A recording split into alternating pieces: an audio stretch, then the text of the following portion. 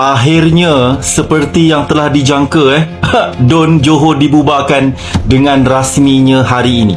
Okey, semua orang Johor bersedia, get ready untuk memilih kerajaan negeri yang baru. Alright. Tuan-tuan, cuma jangkaan saya meleset lah. Saya mati-mati ingatkan PRN negeri Johor ni akan dibuat sekali dengan PRU akan datang nampaknya tak boleh tunggu ni.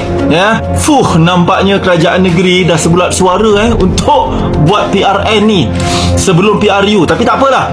Kalau dah itu keputusannya, kita sebagai rakyat negeri Johor bersedia je lah kot, kan? Tapi tuan-tuan saya nampak apa tahu. Ini saya rasa kebanyakan pakar-pakar politik, mereka-mereka yang lebih arif daripada saya boleh nampak kot, kan? Yelah, kita tengok takkan ada gabungan di antara kerajaan perpaduan ni, kan?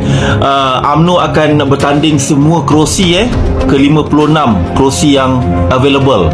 Manakala PKR DAP pun akan melakukan benda yang sama lah. Right? So tidak akan ada pembahagian kerusi di kalangan kerajaan perpaduan ni.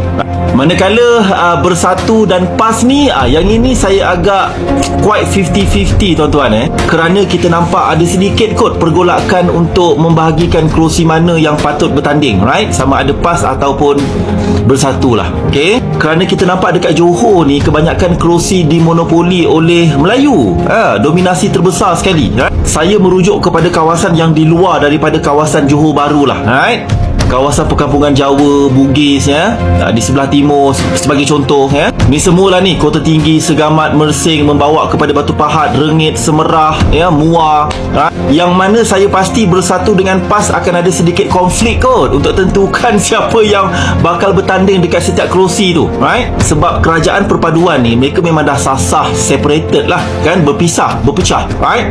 Diorang bersatu pun for the sake of governing kerajaan persekutuan dan juga state level, right? Manakala Perikatan Nasional ni memang dah sasah mereka bergabung, okey, antara Bersatu dan PAS ni, right? Cuma itulah rasanya ramai setuju kot dalam kerajaan Perikatan Nasional ni dua parti utama tu adalah parti Melayu, macam Pakatan Harapan ni diorang PKR tu kita sasah lah Melayu paling major, kan? Kalau ada sikit portion pun Indian dengan Chinese, right? Manakala DAP tu memang sasah Chinese lah, right?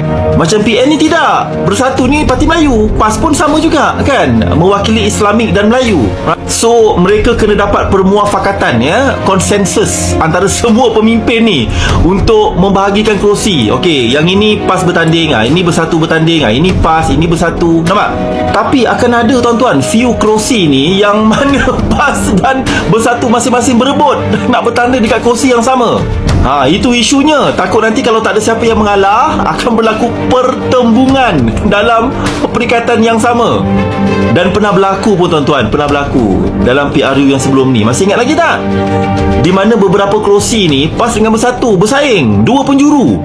Itu yang akan jadi pecahan undi yang mungkin akan efek kemenangan lah, right? Entahlah, benda ni di luar daripada jangkauan saya lah. Tapi saya tak boleh bagi some prediction pada anda.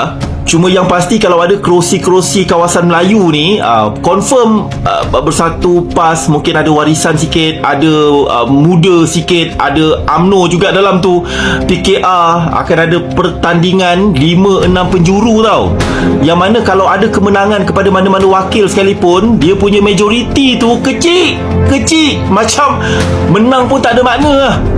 Tapi kalau kerusi-kerusi yang dimonopoli oleh orang Chinese ni, tak payah kita buat jangkauan kot, tak payah kita buat prediction kot, dah confirm DAP menang lah tuan-tuan, confirm. Alright, dengan isu semasa kebangkitan semangat Cina, kan, dengan orang Chinese pun nampak, orang Melayu rage against Chinese due to isu-isu yang melibatkan babi lah apa semua ni, kan. So saya boleh jangkakan semangat permuafakatan Cina tu akan semakin kuat kot, dan pastinya ini satu kredit yang besar untuk DAP lah. Dan cadangan saya macam ni lah, MCA tak payah bertanding lah kot, better tak payah lah, right? Dia macam kau ada pun tak apa, tak ada pun tak memberi sebarang makna. Apa pun tuan-tuan, kita tunggu senarai calon. Okey? Lama pula video aku ni. Ini bukan konten menghina mana-mana parti politik, nampak tak? Saya memberikan komentar secara bukan bias lah. Komen saya melibatkan kebarangkalian yang bakal dihadapi oleh setiap parti lah yang bakal bertanding. Apa-apa pun pilihan di tangan anda. Bye. Why so serious?